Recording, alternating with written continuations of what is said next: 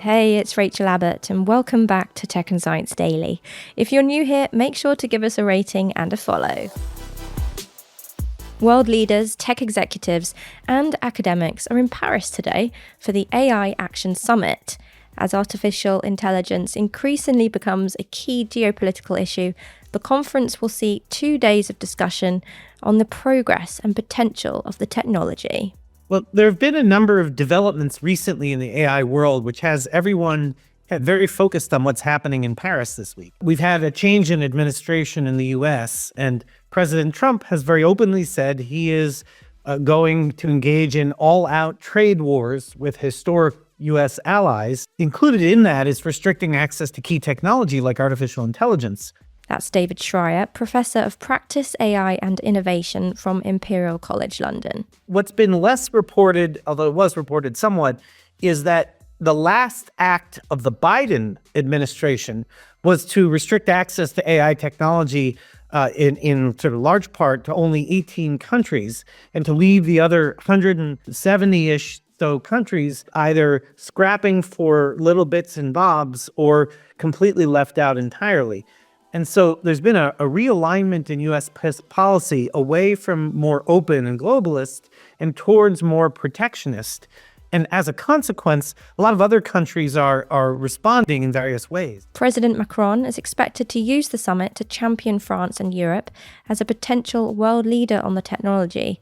This comes as the EU begins the rollout of its AI Act, the first major legislation on the issue globally, which begins to set out a framework for how the technology should be developed and released safely. There are a few things that I hope will come out of this summit. So one of these things is that there'll be greater international cooperation around the topic of AI. Countries will come together to start to build AI systems and capabilities that go beyond what is supplied by what are called the Magnificent Seven, which are some of the really big tech companies that you've heard of. The second thing I hope for relates to some AI regulation that I personally was involved in. So I was part of the expert advisory group that put together the EU AI Act, which is the first significant piece of regulation around AI. We put that together before generative AI really came on the scene. They had to make some last-minute adjustments to it before it got passed. But a lot of my friends in Europe are very concerned that the EU AI Act is going to make Europe less competitive globally, and that they need to have a light touch in terms of how they implement and enforce it. So I am hopeful that coming out of this, there will be refinement and nuance around what to do around regulating AI. But I do think it's important that we protect people from what AI can do to them and do to society. So you have a path that you need to walk between unfettered capitalism, which ultimately would result in exploiting people, and overt protectionism, which might create too many barriers to people really being able to enjoy the innovations that AI can bring. Who's there from the UK? Well, Prime Minister Sir Keir Starmer will not be attending, but instead Technology Secretary Peter Kyle. The UK government has recently unveiled its AI action plan on how it wants to make the UK a go-to location for developing and powering AI. US Vice President JD Vance is confirmed to be attending, as are OpenAI boss Sam Altman and Google Chief Executive Sundar Pichai. And with DeepSeek's recent stock market shakeup, it's probably come at the right time. I got a lot of questions last week about DeepSeek, and people were panicking and worried, and there was, whatever concern, but it was really a blip. So 2 things to note. One is that NASDAQ is near its all-time highs, that companies like Meta and Amazon that have significant AI initiatives didn't even notice in terms of the impact on their stock prices, and that notably, the whole DeepSeek story was misreported. It cost more than $1.6 billion US, that's billion with a B, not 6 million with an M, which is what everyone was talking about. So when in reporting the cost of building DeepSeek, all the reports left out the cost of the hardware. They had 50,000 chips that cost a lot of money to buy when they made this technology. So on the one hand, it is very clever in terms of what it does with what's known as inference or how it computes things. So you could have a lower energy cost, which is good for people who are building on top of AI. But on the other hand, it was not $5-6 million to make DeepSeek. It was over $1.5 billion plus $5 million. So it's just important to get the record straight that although it was an advancement, it was not the radical breakthrough that it was reported to be. Next. If you watched the Super Bowl on Sunday evening, you may have spotted a certain commercial debut from OpenAI. Costing roughly $14 million for the first half placement, OpenAI used the 60-second spot to showcase artificial intelligence as one of humanity's greatest achievements.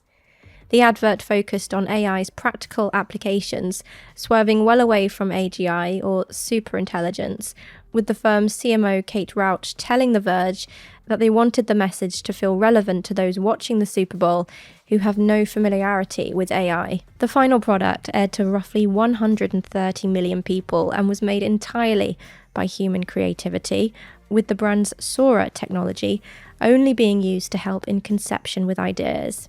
I'm going to espouse a less cynical view of OpenAI's Super Bowl ad that they debuted.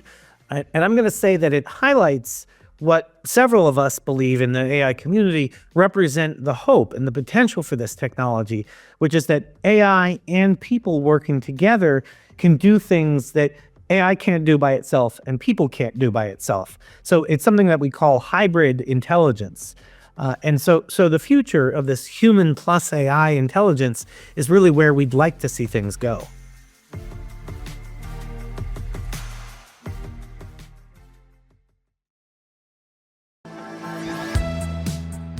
Welcome back. Space scientists have found an unobserved rare ring, revealing a warping of space using Euclid telescope images. Professor Thomas Collett from the University of Portsmouth's Institute of Cosmology and Gravitation said rings such as these can help scientists test Albert Einstein's general theory of relativity. The ring is of a circle of light created by gravitational lensing around a galaxy 500 million light-years away called NGC 6505 and is made up of light from a galaxy 4.42 billion light-years away.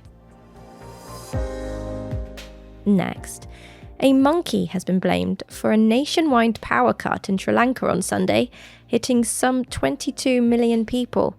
The government's energy minister, Kumara Jayakody, said a group of monkeys had entered the Panajura power station south of the capital Colombo, and that one of the monkeys landed on a transmission line, causing a power cut. A security guard working at the station claimed he had heard a loud explosion and seen a ball of fire, raising doubts over whether the crisis had been caused by an animal. The blackout was gradually being restored by Monday morning.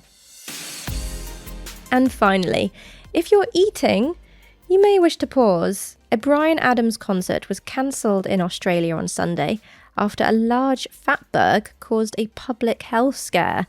The rock star had been due to perform at the RAC Arena in Perth as part of his tour of the country. But the city's water corporation said that a large sewer blockage caused by fat, grease and rags had caused wastewater overflows at nearby properties. Authorities subsequently raised concerns that the sewage may back up the venue's toilets.